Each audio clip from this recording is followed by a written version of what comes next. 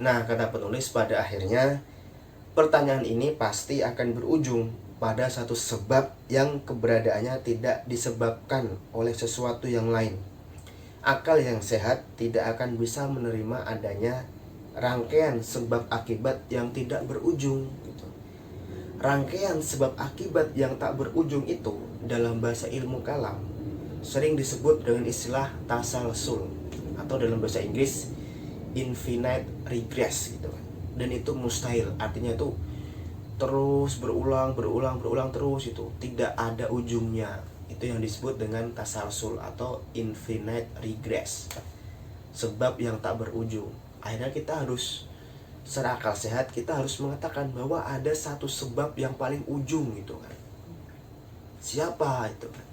Ya, dalam bahasa ilmu kalam, bahasa agama, itu Tuhan atau Allah itu. Nah, kata penulis, dengan demikian rangkaian sebab akibat itu harus berakhir dengan satu wujud yang dia menjadi sebab utama di balik semua wujud. Dan wujud yang menjadi sebab utama itu tidak mungkin kita katakan mungkin gitu kan. Mengapa? Karena kalau dia kita katakan mungkin, itu artinya dia butuh pada sebab lagi. Kalau dia butuh pada sebab, maka sebab yang menyebabkannya juga pasti butuh pada sebab lagi, dan begitu seterusnya gitu. Jadi sebab yang paling akhir itu tidak mungkin kita katakan itu wujud yang mungkin. Jadi pasti itu wujud yang wajib gitu kan. Penulis menegaskan ujung-ujungnya gitu. Kalau begitu terus, kita tidak akan sampai pada titik akhir. Sementara nalar yang sehat mengharuskan adanya keterhentian silsilah itu. Karena dia tidak mungkin tergolong ke dalam wujud yang mungkin, maka itu artinya dia tergolong ke dalam wujud yang wajib atau wajibul wujud. Dan wajibul wujud itulah yang oleh kaum beriman disebut sebagai Allah atau Tuhan. Itulah cara termudah untuk memahami dalil al-imkan atau dalil kemungkinan gitu kan, bab atau judul ini, sebagai salah satu dalil yang sering dijadikan dasar oleh para filsuf muslim untuk membuktikan keberadaan Tuhan.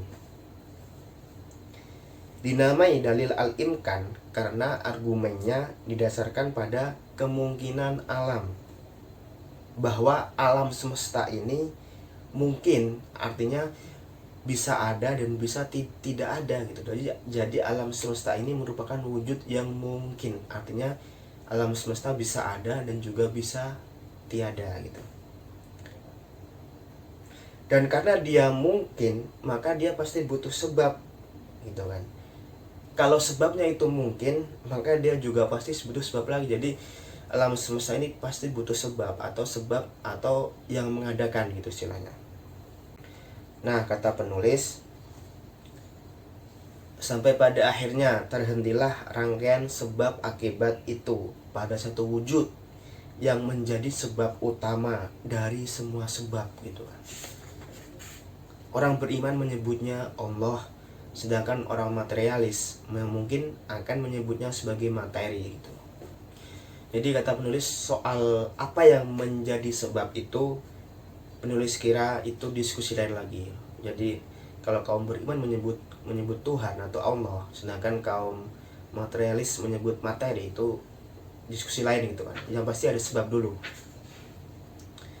Yang jelas, jika Anda meyakini argumen ini, Anda tidak akan bisa menolak satu kenyataan bahwa di sana ada satu wujud yang menjadi sebab utama di balik keberadaan alam semesta ini gitu.